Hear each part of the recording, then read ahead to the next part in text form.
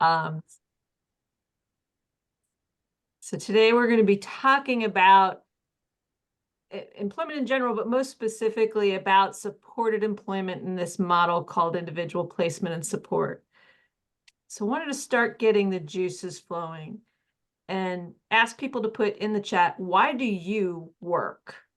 Or if you're not currently working, but you're in school to become a doctor or whatever, what is it that motivates you to work? Why do you work? I want to start seeing the chat light up with all the reasons people work. Mm.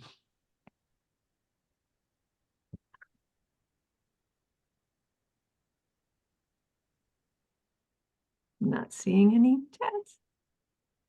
To give a dog a good life, make a difference, help others, give purpose, survive in this economy, something meaningful, sense of purpose, bills, putting food on the table, meaning, purpose, social interaction,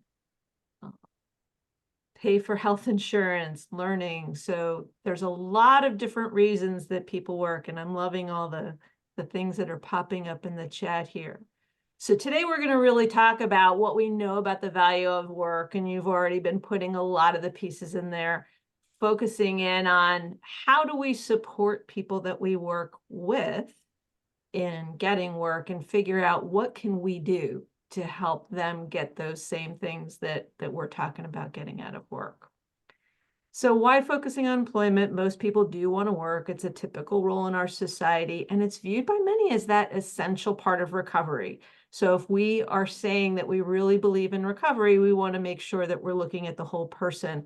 I love this quote from Pat Deegan, and hopefully people have heard of her. If you haven't, look her up. She's got some great stuff floating around out there. She's an individual who is an advocate and has experienced psychosis herself. And she says, when people request services from a mental health agency, it's not with the hopes that they're going to spend more time in treatment groups or take more medication. What they want is their lives back. People want a car, a job, and a date on Friday night. So if we think about what people really want and what recovery might mean to them, we see job right in there and how that can kind of move people forward. People have probably also heard about these social determinants or social drivers of health. And when we think about the different aspects of a person's life and environment and how that really plays into health, wellness, equity, inclusion, if we look at the different categories, when we talk about education access quality, healthcare access quality, economic stability, neighborhood built environment, social and community context, a lot of those can relate to or be influenced by your employment status and your job and how things are working within that, as well as these aspects of determinants can also drive your employment opportunities in those aspects. So there's a lot of different things out there that talk about the negative effects of unemployment. And this is in the general population. We see higher substance use, higher physical health issues, higher psychiatric conditions, lower self-esteem, loss of that social connectedness. Several of you put in there that work gives you that social context, and alienation and apathy. Flip side of that, the benefits of steady competitive employment, obviously the income piece, but also the self-esteem, those social networks, quality of life. Also, people who experience mental health conditions talk about better control of their symptoms. We do see reduced substance use and reduced use on mental health services in general. So when we think about the need for employment services, 66% of people, and this number varies throughout the literature, want to work, yet less than 20% currently work. And less than 2% have access to this evidence-based supported employment. So we're going to be talking a little bit about what that means and how we can maybe help increase that access. First, again, let's go to the chat and tell me, what concerns do you have about encouraging people to work?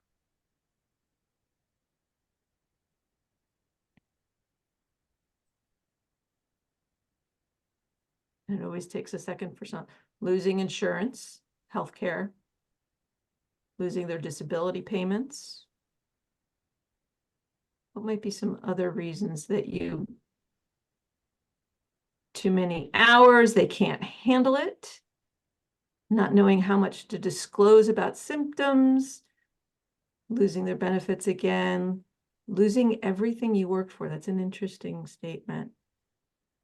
They'll feel embarrassed if something goes wrong. Job availability with appropriate ages, increased stress might lead to compensation.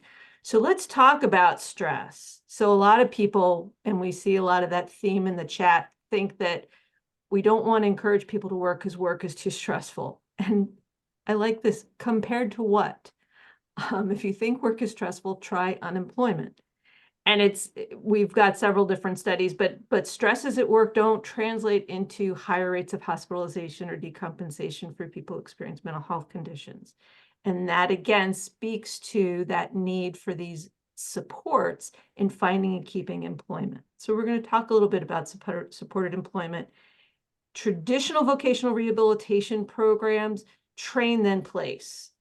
So you have to go through an extensive vocational assessment process, and then they might place you in a work training program, and we're like training you to do all these different things, and then maybe you'll get a job. But with IPS, we place then train. And so a lot of people will drop out of vocational rehabilitation because their whole goal is they want to work.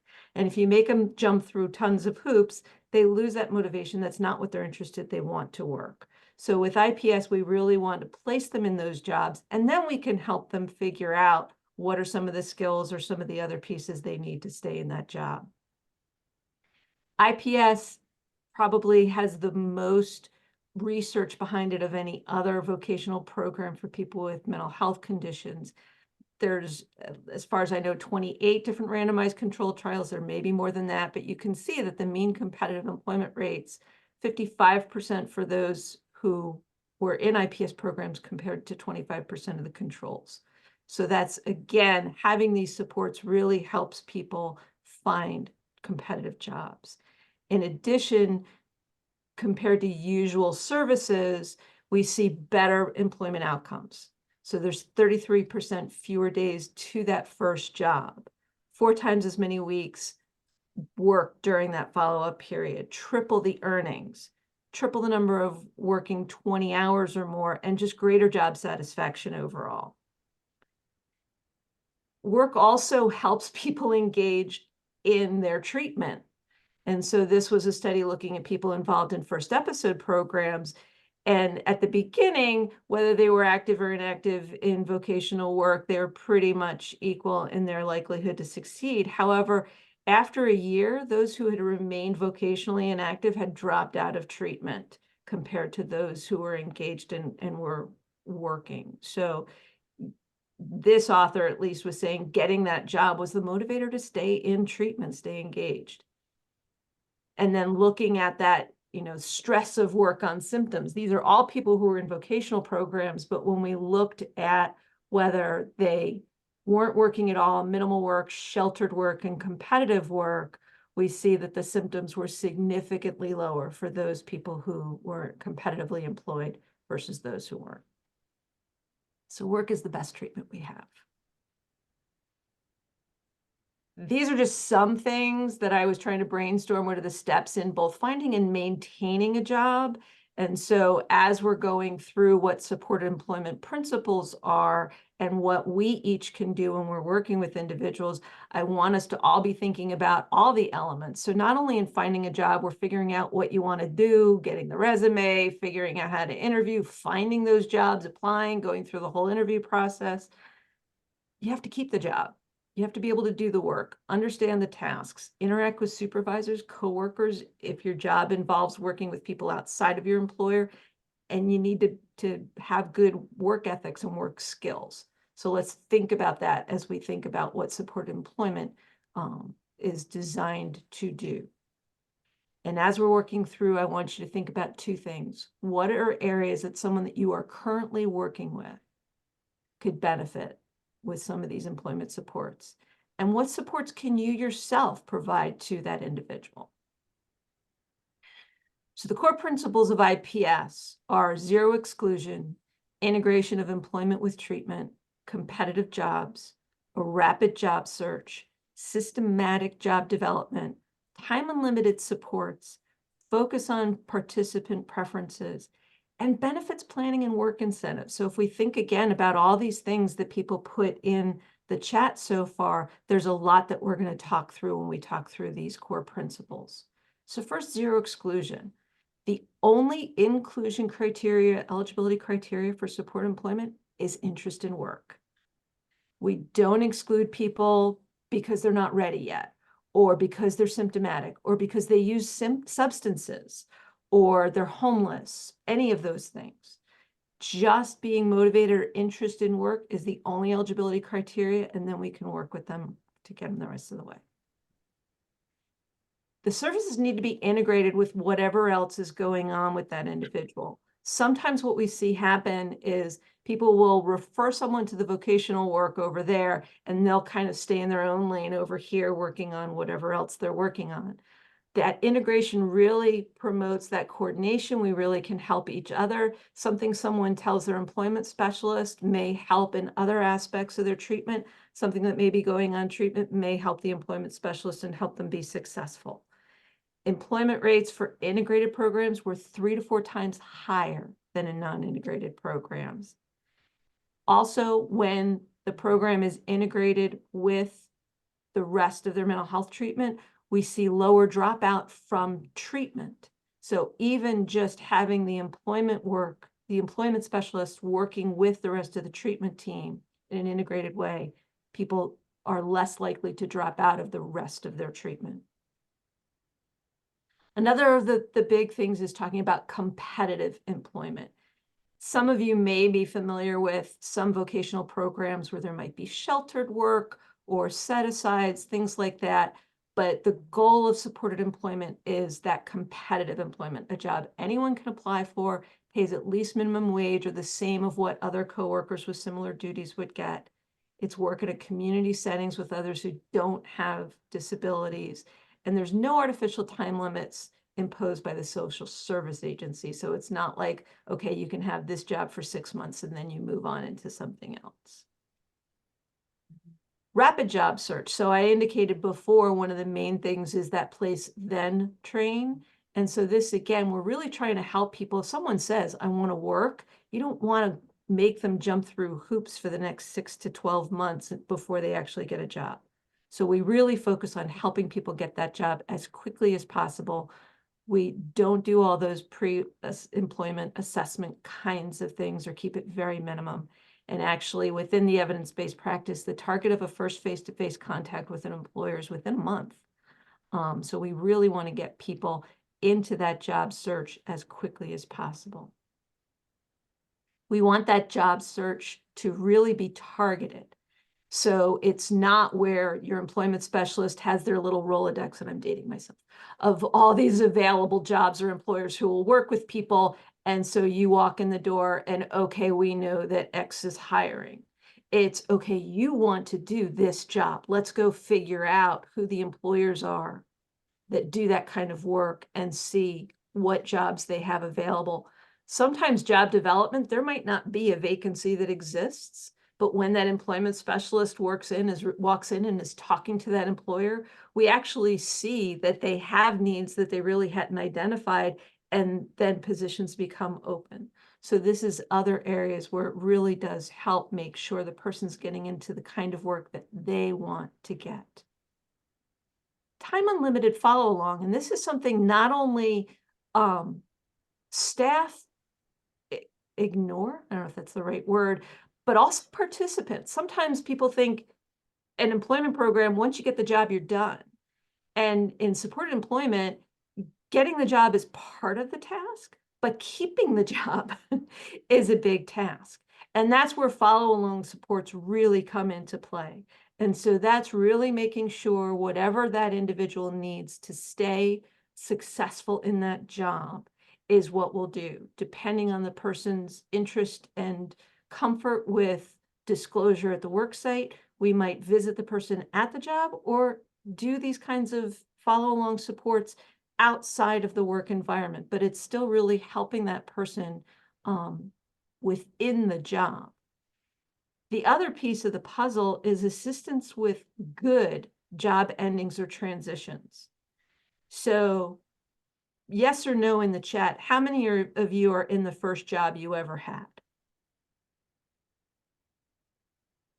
Just a quick yes, no. Is this the first job you've ever had in your life? And I have not seen one yes show up yet.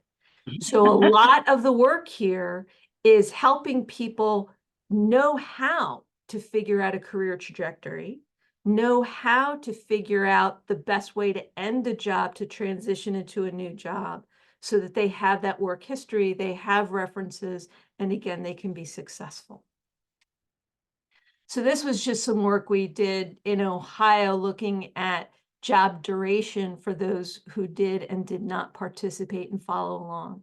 And so you can see that not only did people get jobs, but they stayed in their jobs longer when they engaged with follow-along supports than those that didn't. And these are all people that found their jobs through supported employment. So this is also kind of a good motivator for someone that might say, I don't need your follow-along stuff. These are the kinds of things that have helped other people stay in their job longer.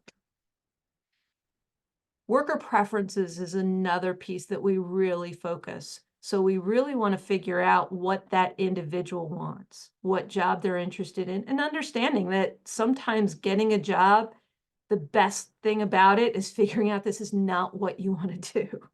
And really helping the person hone in on what are those preferences. Not only with the job type, but level of exposure, level of ongoing supports, and really kind of working together to figure out what that individual wants and then tailoring our work to what they need. And the final piece, and this was again something else that people had put in the chat earlier, is this focus on benefits planning and work incentives. It is a huge myth that people who start working just automatically lose all their benefits. And it's fingernails on a blackboard when I hear people talking with someone, okay, let's figure out that the most you can do without losing your benefits. Again, when we think about poverty, we think about the value of work, trying to help someone work to the bare minimum may not be their best interest. When people are awarded those disability benefits, they almost never go on to support themselves through work. I was astounded that fewer than 3% of people who were awarded disability, so SSI or SSDI, ever stop receiving their benefits. That hurts my heart. And we know that long-term disability benefits, so staying on those benefits, are associated with poverty, social isolation, poor health outcomes, and just social stigma. Talking about poverty, the current 2024 monthly benefit for someone receiving SSI, $943 a month. So I want you to sit with that for a minute and think what your quality of life would be if your total monthly income was $943 a month. So again, thinking about what supported employment specifically is trying to help people with. These are where Ohio certified supported employment programs exist. There's the website here. These resources will be in the iEcho platform. So if you don't know if your current organization has supported employment, ask. You can go to the map. But if you don't have it either in your area or in your program, there's still things that you can do. So my challenge to everyone here is, what can you do to support someone's employment goals? And with that, I will leave it to some thoughts.